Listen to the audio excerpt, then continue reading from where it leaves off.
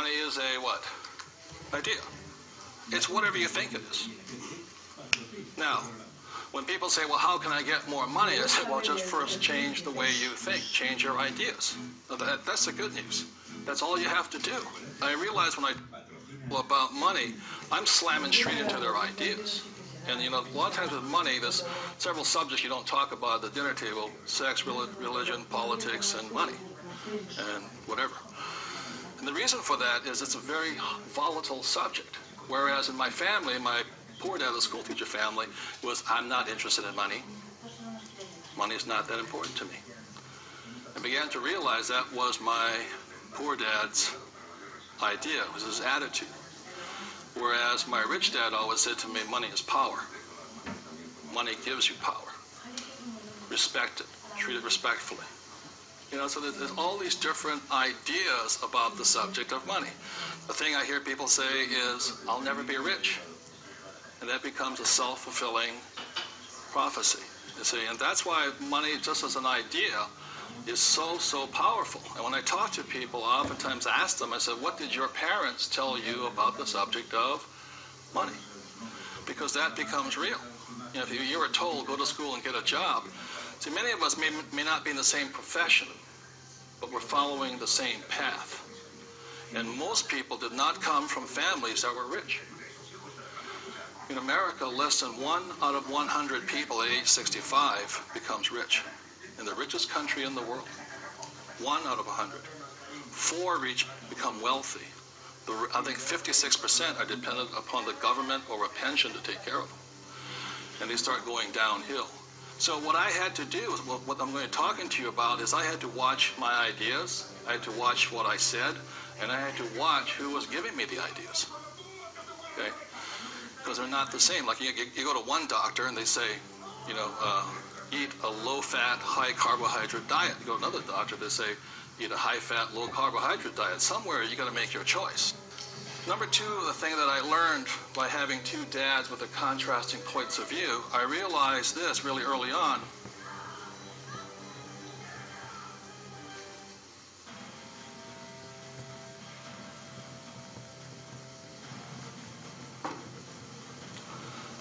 I realized that money doesn't make you what?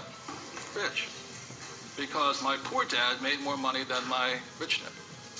So I think one of the biggest mistakes we've been going into is a lot of times people actually think if I win the lottery, you know, then I'll be rich.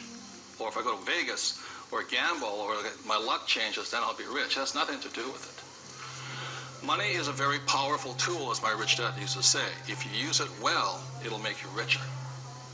If you abuse it, it'll make you poor. So one of the big things that my poor dad made the mistake of saying, he always thought that if he got a pay raise, that would solve his money problems.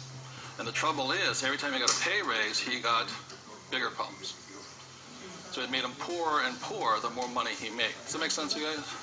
That was a very big problem with him. And then the third thing I realized by having 2 dads and having 2 contrasting points of view was that there's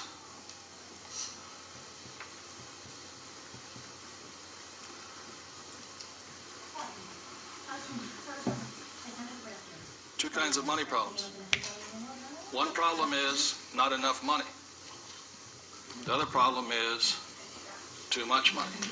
And they're both problems.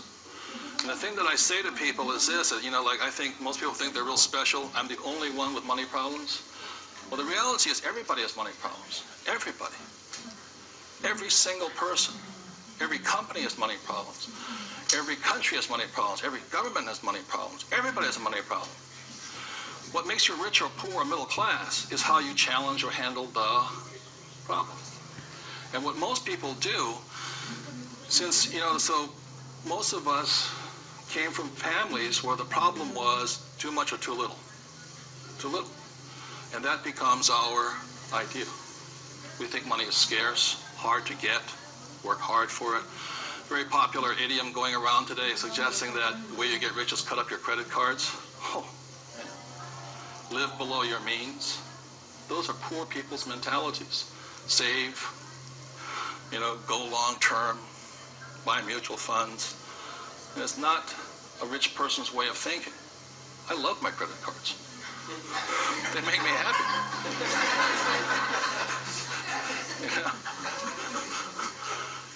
You know, I drive, it says, drive a cheap car. I don't look good in a cheap car. I don't feel good.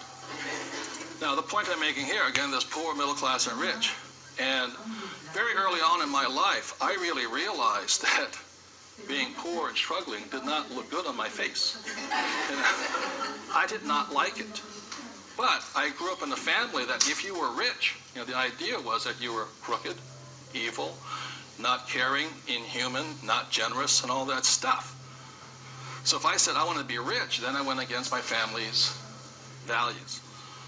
You know, it was tough having that. Now, the other thing I saw was that by my rich dad managing his money well and becoming a business owner and an investor, that he got richer and richer and richer. Then he had a different kind of problem. His problem was too much money.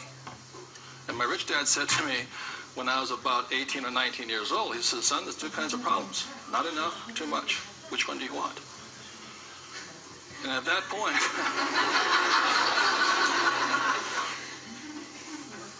you know, and so I made an obvious choice. I said, I like the one with too much. You know, I want to have that problem. And it's a very big problem. So knowing these three different things, I could make different distinctions and different choices in my life. The big point I want to make today is that money comes down to fundamentally a choice. That's all it is.